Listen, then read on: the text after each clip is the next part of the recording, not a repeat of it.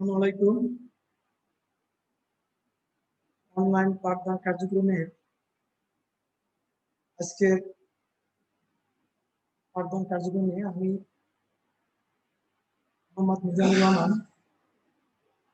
রসায়নের ষষ্ঠ অধ্যায় মূলের ধারণা ও রাসায়নিক গণনা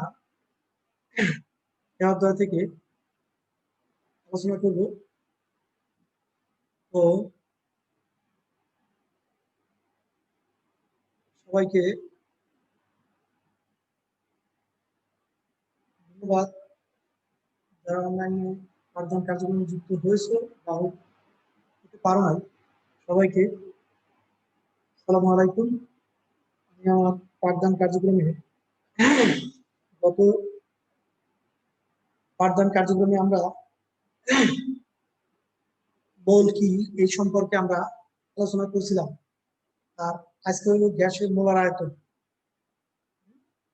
গ্যাসের মোলার আয়তন, মোলার আয়তন কাকে বলা হয়? মোলার আয়তন কাকে বলা হয়?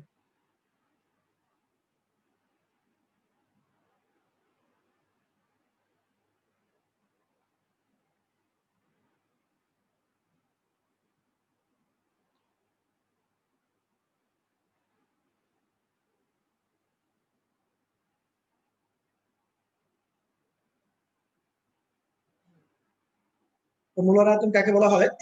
এক মোল গ্যাসীয় পদার্থ যে আয়তন দখল করে তাকে মোলার আয়তন বলে। কিন্তু আয়তন বা হিসাবের সময় যেহেতু বিষয়টা গ্যাস, গ্যাস কিন্তু চাপের উপরে নির্ভর করে এবং তাপমাত্রার উপরে নির্ভর করে। আমরা জানি এই গ্যাসীয় পদার্থে যেই পাত্রে রাখা হয় সেই পাত্র পুরোপুরি আয়তন দখল করে। এখন 1 লিটার গ্যাসকে যদি আমি 1 লিটার পাত্র রাখতে পারি, আবার 1 লিটার গ্যাসকে আমি 5 লিটারের পাত্র রাখতে পারি, কিন্তু আয়তন কিসের জন্য 5 লিটার হয়ে যাবে? সেটা কিন্তু না। কিন্তু খেয়াল করো, তাহলে এই গ্যাসের মোলার আয়তন হিসাবের সময় আমাদের একটা নিয়ম মাথায় রাখতে হবে, সেটা হলো আদর্শ তাপমাত্রা ও চাপ। এখন আদর্শ তাপমাত্রা ও চাপ বা স্ট্যান্ডার্ড টেম্পারেচার এন্ড প্রেসার অথবা এসটিপি, এই জিনিসটা কি? এই জিনিসটা হলো তোমার 1 অ্যাটমসফিয়ার বায়ুচাপ এবং 0 ডিগ্রি সেলসিয়াস তাপমাত্রায় কে বলা হয়েছে 1 অ্যাটমসফিয়ার বায়ুচাপ। তাহলে এই 1 অ্যাটমসফিয়ার বায়ুচাপে বা এসটিপিতে সকল গ্যাসের মোলার আয়তন সমান। এস টি পি এসটিপি তোমার 1 এবং 0 ডিগ্রি সেলসিয়াস তাপমাত্রা। এটি হয় অ্যাটমসফিয়ার আর 0 ডিগ্রি সেলসিয়াস তাপমাত্রা। তাহলে দেখো স্ট্যান্ডার্ড টেম্পারেচার এন্ড প্রেসারে হচ্ছে 1 অ্যাটমসফিয়ার বায়ুচাপ এবং 0 ডিগ্রি সেলসিয়াস তাপমাত্রা, তাই না? তাহলে এই বলেছে আদর্শ তাপমাত্রা চাপ বা প্রবাহ তাপমাত্রা চাপ। এই তাপমাত্রা চাপে আমার গ্যাসের মোলার আয়তন হিসাব করতে হয়। তাহলে এখন এই এসটিপিতে সকল গ্যাসের মোলার আয়তন সমান।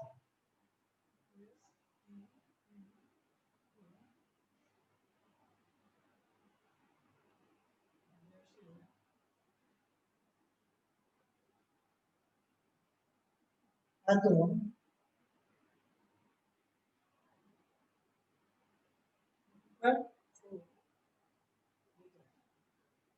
এসটিপিতে সকল গ্যাসের মোলার আয়তন 2.4 লিটার। তো দেখো, তাহলে এই যে 2.4 লিটার, এটি হলো সকল গ্যাসের মোলার আয়তন। এখন আমরা গতদিন মোল হিসাব করছি, মোল কিছুটা আসে সেটি হিসাব করছি, আর মোলার আয়তন কি এটা দেখলাম। এখন এই মোল এবং মোলার আয়তন ভিত্তি করে কতগুলো সূত্র আমরা তৈরি করতে পারি। মোল সংখ্যা নির্ণয়, মোল সংখ্যা নির্ণয়ের সূত্র হলো, দেখো n ইকুয়াল তোমার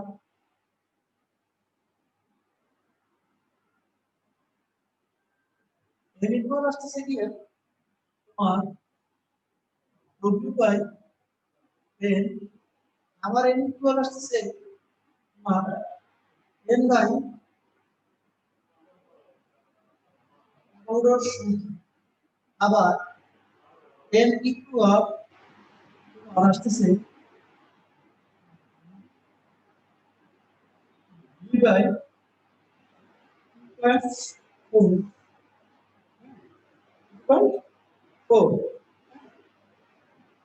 দেখো এটা কি মোট সংখ্যা হিসেবে বের করার একটা সূত্র। তো এই সূত্র থেকে আমরা আরো অন্যান্য সূত্রে করতে পারি। এখানে ডব্লিউ কি, এম কি, এন কি, তাই না? ডব্লিউ কি, এম কি, দেখি ডব্লিউ হলো গ্রামকে ভর,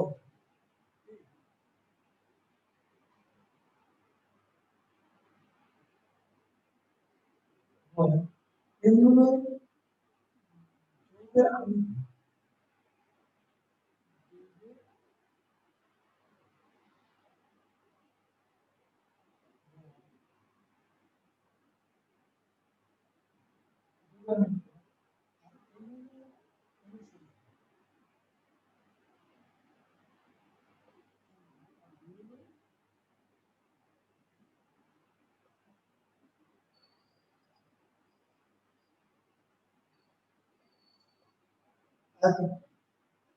ভ্যালু কি লিটার এককে আছে। হ্যাঁ, তাহলে দ্রব্য হলো দ্রাবককে ভর, অর্থাৎ দ্রব্যের ভর যেটি উল্লেখ থাকে, যে পদার্থের যতটুকু উল্লেখ থাকবে সেটি হলো দ্রব্যের ভর, তাই না? এখন দেখো, আর এর হলো যেই যৌগ উল্লেখ থাকে সেই যৌগের আণবিক বের করতে হবে। এর হলো অনুসংখ্যা এবং বি হলো লিটার এককে আয়তন। তো সমন্বয় করে দেখো n is equal to n, n is equal to n is equal to n, এই মান যে কোনো জায়গায় বসাই না, তিনটে সূত্র তৈরি করতে পারি।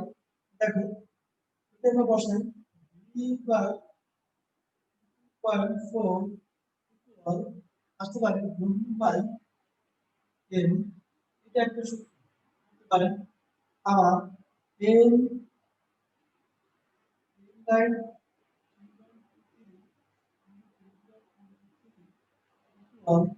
দেখতে পারি আমরা গুণ বাই n ধরলাম, আরেকটা লিখতে পারি আমি n বাই 0.023 ইকুয়াল বাই 0.8।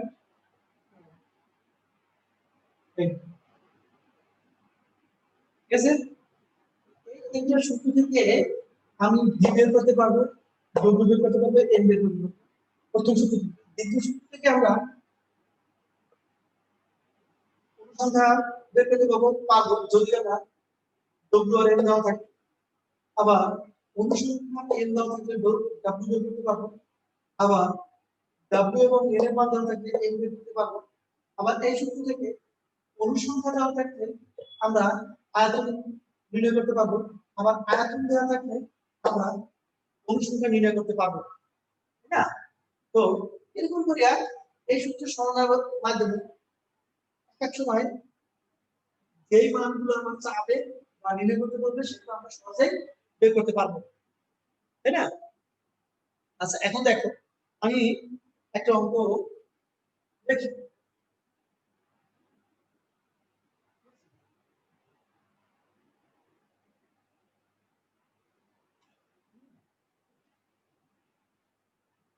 তোমার আদর্শ তাপমাত্রার সাথে 1 লিটার কার্বন ডাইঅক্সাইড গ্যাসে কতটি অণু থাকে?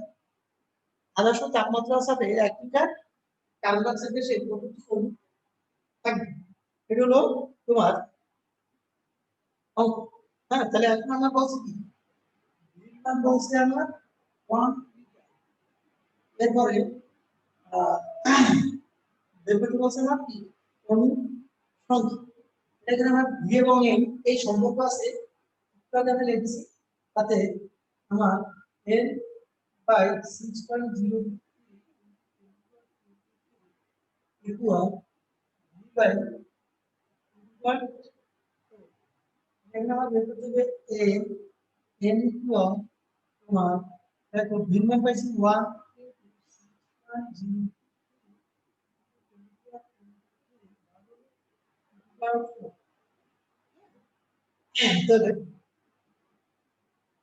কাটাকাটি করলে দেখো রেজাল্ট আসে পর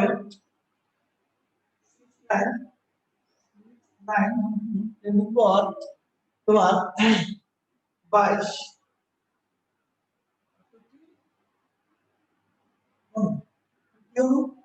এই অণুকে আমরা বলছি কার্বন ডাই অক্সাইড সংখ্যা, কার্বন ডাই অক্সাইডের অণু সংখ্যা বলছি।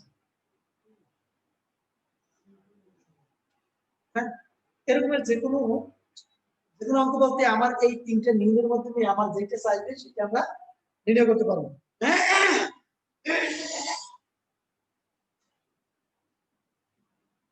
তো এখন এখানে আরেকটা জিনিস মনে রাখতে হবে, দেখো অ্যাভোগাড্রো সংখ্যা আমরা এই নাম্বার অফ এ অর্থাৎ অ্যাভোগাড্রো সংখ্যা আবার কোনো অ্যাভোগাড্রো সংখ্যা হতে পারে দুটাই আমার তোমার বই অনুযায়ী একটা সংখ্যা, আবার ইন্টারনেট বা পুরোনো বইতে এটা দেওয়া আছে অ্যাভোগাড্রো সংখ্যা।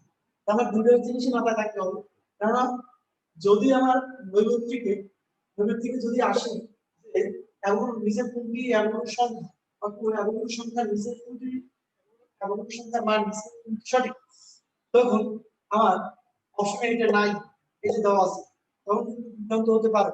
বিভ্রান্ত হওয়ার দরকার নেই আমার, এটা তখন এইটার এই মান যেটা দেখবা যে ক খ গ যে অপশনে পাবা সেই অপশনে তুমি সেটা ভর করবা বা টিক দেবে। আর যদি এটা থাকে তো এটা দেবা, তোমার বন্ধু যে অধিক সঠিক, আবার এটা নাই তখন এটা দেওয়া আছে, তখন এটা সঠিক, দুইটা থাকলে তখন তোমার বন্ধু যে এটা সঠিক। হ্যাঁ, তো যাক, এরপর আসি আমরা সামনের দিকে। তো মোলার দ্রবণ, মোলার দ্রবণ কাকে বলে? তো মোল কাকে বলে আমরা আগে শিখছি না? মোল কাকে বলে? মোল হলো কোনো রাসায়নিক পদার্থে অণু বা পরমাণুর ভরকে বা আয়নের ভরকে গ্রামে থেকে প্রকাশ করে যে পরিমাণ পাওয়া যায় সেই পরিমাণকে বলা হয়েছিল মোল। তাহলে এখন আছে মোলার দ্রবণ। মোলার দ্রবণ বুঝতে হবে, আমার আগে শিখতে হবে দ্রবণ। আমরা শিখছি ষষ্ঠ শ্রেণীতে, আমরা নিয়ে আসছি, তারপর আমি বলছি মোল হলো দ্রব আর দ্রাবকের মিশ্রণকে দ্রবণ বলা হয়েছে। কি দ্রব আর দ্রাবকের মিশ্রণকে দ্রবণ বলা হয়। দ্রাবক দ্রবক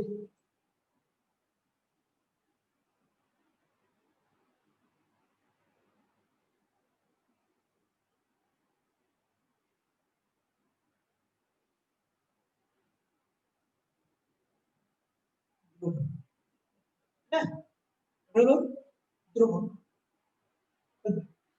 দ্রবক কি? দ্রাবক, দ্রবণ আমি তোমাকে বলছি। এখন দ্রাবক আর দ্রবক কি? দ্রবণ হলো যে পদার্থ দ্রাবকে দ্রবীভূত হয় তাকে বলা হয়েছে দ্রাবক। আর দ্রবক কি? দ্রাবকে যে পদার্থ দ্রবীভূত হয় সেটা হলো দ্রব। দ্রব, দ্রাবক, দ্রবণ শিখলাম। তো এখন আসো মোলার দ্রবণ কাকে বলে? মোলার দ্রবণ হলো 1 লিটার দ্রবণের মধ্যে যে 1 লিটার দ্রবণের মধ্যে কোনো পদার্থের 1 মোল পরিমাণ দ্রব্য দ্রবীভূত থাকলে তাকে মোলার দ্রবণ বলা হয়। 1 লিটার দ্রবণের মধ্যে যে পরিমাণ দ্রব্য 1 মোল পরিমাণ দ্রব্য দ্রবীভূত থাকলে সেই দ্রবণকে বলা হবে মোলার দ্রবণ।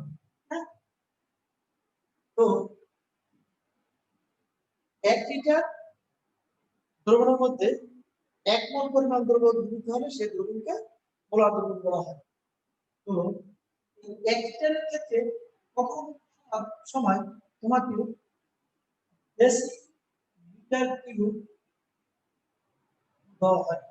1 ডেসিলিটার কিউব দ্রবণের মধ্যে 1 ডেসিলিটার কিউব, এটা একটু বুঝতে হবে। দেখো আমার 1 ডেসিলিটার 1 ডেসিলিটার ইকুয়াল আমার আছে কত? 10, মানে 10 সেন্টিমিটারে দেখো 1 decilitre cube is equal to 10 centimetre. যদি আমি উভয়কে ঘন করি কি আসতেছে 1 ডেসিমিটার মানে কত হবে 1000 1000 হ্যাঁ এবার আমরা জানি কি 1000 সেন্টিমিটার কিউব ঠিক 1000 সেন্টিমিটার কিউব ইকুয়াল 1 লিটার তাহলে দেখো আমরা লিখতে পারি 1 ডেসিমিটার কিউব ইকুয়াল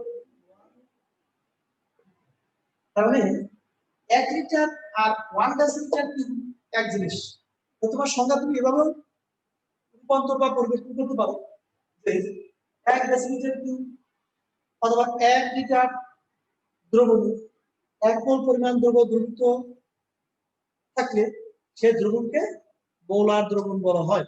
এখন মোলার দ্রবণ এই মোলার দ্রবণের উপরে ভিত্তি করে আবার দ্রবণকে বিভিন্ন ভাগে ভাগ করা হয়।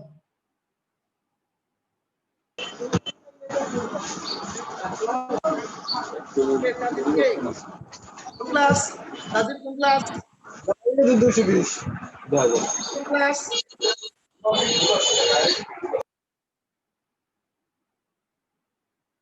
হ্যাঁ তো দেখো তো এরপরে এই দ্রবণ আবার ঘনদ্রবণ আছে গাঢ় দ্রবণ আছে এর উপরে ভিত্তি করে এই দ্রবণের ঘনমাত্রাকে মোলারিটি হিসাবে প্রকাশ করা হয়। মোলারিটি কাকে বলে দেখো একটি নির্দিষ্ট তাপমাত্রায় 1 লিটার দ্রবণে যত মোল দ্রব্য দ্রবীভূত থাকে তাকে ওই দ্রবণের মোলারিটি বলে। বলেছি একটি নির্দিষ্ট তাপমাত্রায় 1 লিটার দ্রবণের মধ্যে যত মোল দ্রব্য দ্রবীভূত থাকে সেই দ্রবণকে তাকে বলা হয়েছে ওই দ্রবণের মোলারিটি। এখন আসো মোলারিটি বিভিন্ন মোলারিটি আছে। যদি আমরা এই 1 লিটারে 1 মোল পরিমাণ দ্রবীভূত থাকে কোনো পদার্থে আমি বলবো 1 মোলারিটি আর মোলারিটিকে বড় হাতের এম দ্বারা প্রকাশ করা হয়। মোলারিটিকে কি বড় হাতের এম দ্বারা প্রকাশ করা হয় এটা আমার মাথায় রাখতে হবে। হ্যাঁ তার অর্থ জিনিস মনে রাখতে হবে যে কোন সংখ্যার পাশে যদি এম থাকে তখন সেটা বুঝতে হবে ওইটা মোলার দ্রবণ বোঝানো হয়েছে। এই কোন সংখ্যার পাশে যদি 1 থাকে তখন সেটা বুঝতে হবে যে কি ওইটা ওই দ্রবণের মোলারিটি প্রকাশ করছে। হ্যাঁ তার মানে ঘনমাত্রা। তো আবার 1 লিটার দ্রব্য যদি আমার 1 মোল না হয় মনে করো 8.5 বা হাফ মোল পরিমাণ দ্রব্য থাকে সেটা মোলার দ্রবণ কিন্তু বলা হবে সেমি মোলার দ্রবণ। 1 মোলার দ্রবণ আর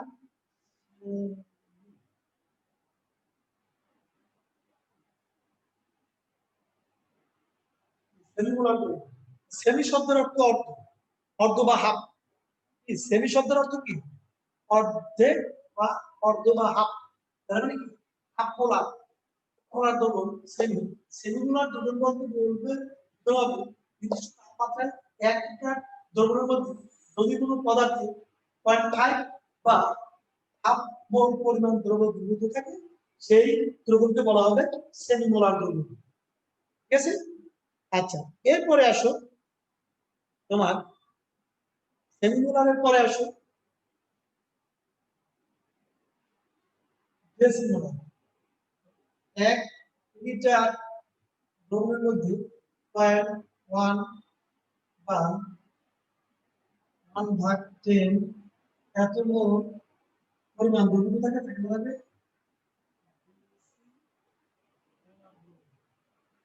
আবার যদি 1 লিটার দ্রবণের মধ্যে আমার 0.01 আমাদের 1/10 মোল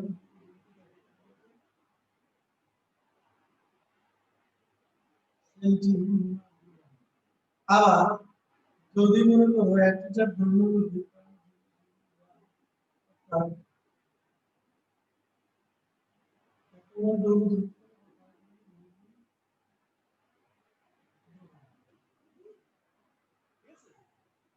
ঠিক আছে, মোলার দ্রবণ, সেন্টিমোলার দ্রবণ, সেন্টিমোলার দ্রবণ, সেমিমোলার, ডেসিমোলার, সেন্টিমোলার দ্রবণ পরিমাণ হয় বা বিভিন্ন পরীক্ষা নিরীক্ষার কাজে আমাদের ব্যবহার করি। ঠিকই, মোলার দ্রবণ প্রস্তুতে করে আমরা বিভিন্ন কাজে ব্যবহার করি। এই এটা কি বিভিন্ন মোলারিটি আছে। এখন এই মোলারিটি নির্ণয়ের একটা সূত্র আছে। তো দেখো মোলারিটি সূত্র হলো S ইকুয়াল 1000 W/, S হলো দ্রবণের ঘনমাত্রা, মোলারিটি A, S হলো দ্রবণের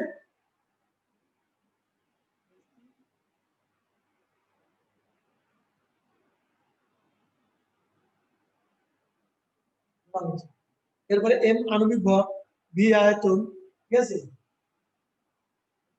W, হ্যাঁ W কি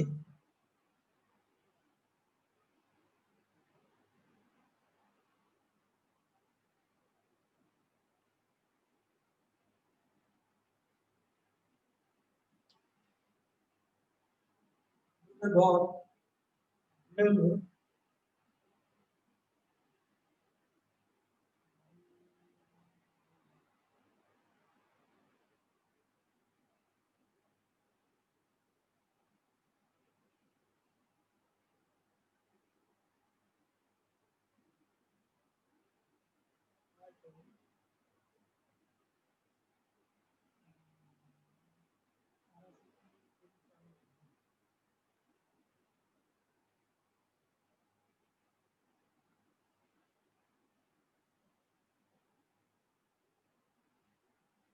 দ্রবণের আণবিক ভর। এই সূত্রের মাধ্যমে আমরা এই সূত্রের মাধ্যমে আমরা মোলারিটি বের করতে পারবো, আবার দ্রবণের ভর বের করতে পারবো। W equal S N,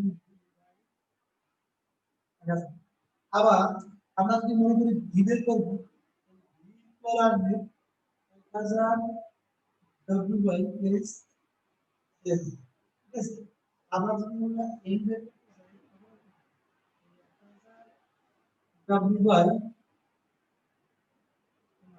W/S, এরকম করে আমার যখন সেটা প্রয়োজন হবে তখন আমরা নির্ণয় করতে পারবো। হ্যাঁ, তো আজকের এই তোমার বইতে তোমরা বাসায় বসে 117 পৃষ্ঠায় থেকে দেখ এই মোলারিটি বের করার কতগুলো অঙ্ক করে দেওয়া আছে। 117, 18, 19 পৃষ্ঠা, 19 পৃষ্ঠা পর্যন্ত। এখানে একটা, দুইটা,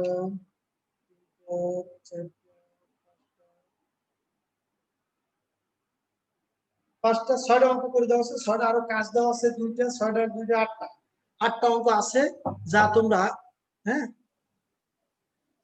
পরবর্তী তোমরা নিজেরা বাসা বিষয়ে হোমওয়ার্ক করবে। হ্যাঁ, তো এখানে তোমার এই সূত্রগুলো মুখস্থ রাখতে হবে, কারণ ভেরি ভেরি ইম্পর্টেন্ট। এই অধ্যায় থেকে কিন্তু একটা সৃজনশীল প্রশ্ন আসে, তার খুব ভালোভাবে এই অধ্যায়টা প্রস্তুতি নেবে, তাহলেই দেখা যাবে 10 মার্ক তোমার মোটামুটি কনফার্ম করা যাবে। তো ঠিক আছে, আর দিবসেকার